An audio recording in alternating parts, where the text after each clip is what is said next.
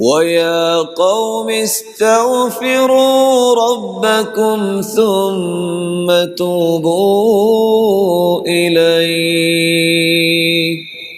يُرْسِلِ السَّمَاءَ عَلَيْكُمْ مِدْرَارًا وَيَزِدْكُمْ قُوَّةً إِلَىٰ قُوَّتِكُمْ وَلَا تَتَوَلَّوْا مُجْرِمِينَ۔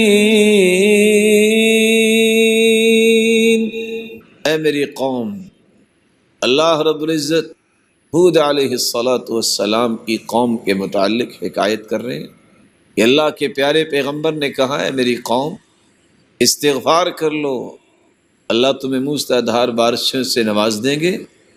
وَيَزِدْكُمْ قُوَّةً إِلَىٰ قُوَّتِكُمْ، تم اگر کوئی کمزوری محسوس کرتے ہو تو تمہاری کمزوریوں کو اللہ قوتوں میں تبدیل فرما دیں گے۔ وَيَزِدْكُمْ قُوَّةً إِلَىٰ قُوَّتِكُمْ، کسی کے پاس مالی کمزوری ہے، خاندانی کمزوری ہے، ملی کمزوری ہے، ان تمام کمزوریوں کو اللہ رب العزت قوتوں میں تبدیل فرما دیں گے۔ جب انسان استغفار کرتا ہے تو یہ اس کو انعام ملتا ہے، اور یہ انعام دنیا میں ہی ملتا ہے، آخرت تو بہتر ہوگی۔